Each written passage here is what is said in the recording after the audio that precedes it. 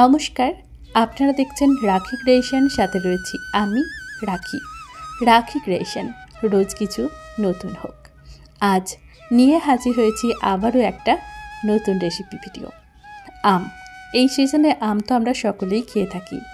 আমের টক, আমের ঝোল, আমের চাটনি এবং আম দিয়ে বিভিন্ন সবজি, মাংস, চিকেন অনেক কিছুই রান্না হয়ে থাকে। তাই আজ আমেরই একটা সাদামাটা রেসিপি নিয়ে হাজির হয়েছি, যার জন্য লাগবে আমার কাঁচা আম। কাঁচা আম আমি এখানে নিয়েছি 500 গ্রাম। একটা আমই কিন্তু 500 গ্রাম হয়েছে। আমটা ভালো করে পরিষ্কার করে ধুয়ে নেওয়ার পর খোসা ছাড়িয়ে আমটাকে কেটে নিয়েছি। ঠিক লম্বা লম্বা করে কেটে নিয়েছি, যাতে দেখতে সুন্দর লাগে। সেই কারণে আপনারা আপনাদের পছন্দ অনুযায়ী আমটা কাটিং করতে পারেন। তবে আমি এখানে যে আমটি নিয়েছিলাম সেটি কিন্তু খুব বেশি টক না, একটু একটু মিষ্টিও আমটা। এবার এই আম ঝোল তৈরি হবে বা আমের টক তৈরি হবে, তার জন্য কড়াই বসিয়ে নিলাম। কড়াইয়ের মধ্যে সর্ষের তেল দিলাম। রান্নাটা অবশ্যই সর্ষের তেলে করবেন, এতে স্বাদটা অনেক বেশি পাওয়া যাবে। এবার ফোড়নের জন্য সর্ষে আর শুকনো লঙ্কা দিলাম। ভালোভাবে ফোড়ন হয়ে গেলে তারপরে আমাদের দিতে হবে আমগুলো। আম আমি কাটার পর আর ধোয়ার কাজটি করিনি। যদি দেখেন আম খুব বেশি টক, তাহলে সেক্ষেত্রে আমটাকে একটু গরম জলে ডুবিয়ে রাখতে পারেন মিনিট 10। তাহলে সেক্ষেত্রে আমের যে টক ভাব সেটা অনেকটাই কেটে যায়। এখন আমগুলোকে ভালোভাবে তেলের সাথে নাড়াচাড়া করে একটু ভেজে নেব। খুব বেশিক্ষণ না, জাস্ট মিনিট খানিক নাড়াচাড়া করলেই চলবে।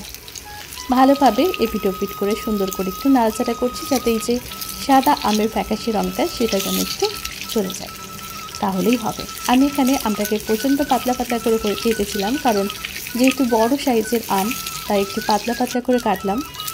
কারণ এক পিস যদি কারোর পাতে পড়ে, তার জন্য দ্বিতীয় পিসটা নেওয়া লাগে, সেক্ষেত্রে দিতে সুবিধা হবে, ওই জন্যই এভাবে কাটা। এবার ভালোভাবে নাড়াচাড়া করতে করতে সুন্দর করে একটু রান্না করে নিচ্ছি। দেখুন এই পর্যায়ে আমটা কিন্তু একটু কমে এসেছে আর কালারটাও একটু পাল্টে গেছে। এখন দিয়ে দিচ্ছি জল। আমি এখানে জল দিয়ে দিচ্ছি আর তারপর অপেক্ষা করব ভালোভাবে ফুটে যাওয়ার জন্য। সুন্দর করে জলটা দিয়ে কতটা পরিমাণ জল লাগবে সেটা আপনাকে বুঝে নিতে হবে। কতটা পরিমাণ আম আপনি রান্না করছেন সেই অনুযায়ী জলটা ব্যবহার করতে হবে। আমগুলো ঠিক যেন ডুবো ডুবো হয়ে থাকে তেমনটাই আমি জল দিলাম, কারণ এই আম ঝোলটা একটু ঝোলঝোল হবে বা আম টকটা একটু ঝোলঝোল হবে। তাই এবার দিয়ে দিচ্ছি লবণ, হলুদ, সামান্য পরিমাণে লঙ্কার গুঁড়ো, যাতে সবগুলো ঠিকঠাক স্বাদ ব্যালেন্স করতে পারে এবং কালারটাও সুন্দর হয়। সেক্ষেত্রে আমি লঙ্কার গুঁড়োটাও ব্যবহার করেছিলাম। যেহেতু ফোড়নে লঙ্কা দিয়েছি, তাই যদি চান লঙ্কার গুঁড়োটা নাও দিতে পারেন। এবার দিয়ে দিচ্ছি 1 কাপ চিনি। নর্মাল কাপের 1 কাপ হবে এই চিনিটা।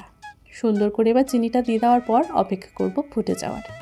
যখন দেখব সুন্দর করে ফুটে গেছে, তখন আঁচটাকে একটু কমিয়ে দিয়ে আরও মিনিট 5 ফুটিয়ে নেব, যাতে আমটা সেদ্ধ হবার সময়টা পায়।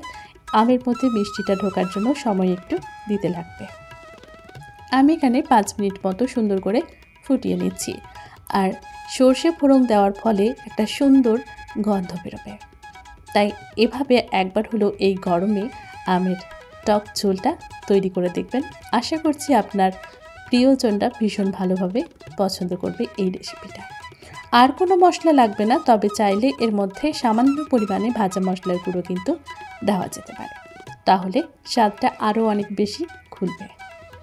এখন এই পর্যায়ে আমটা সুন্দরভাবে সেদ্ধ হয়ে গেছে, আর আমি অল্প একটু হাফ টিস্পুনেরও কম একটু ভাজা মশলা আগের থেকে তৈরি করা ছিল, সেটাই দিয়ে দিলাম।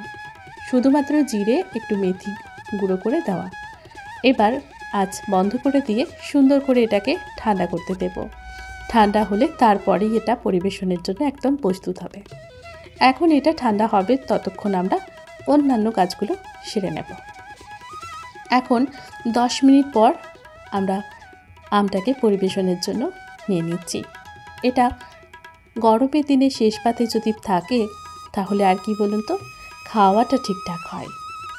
বা বলতে পারেন এই চাটনিটা খাওয়ার জন্যই অপেক্ষা করে থাকবে আপনার প্রিয়জনরা।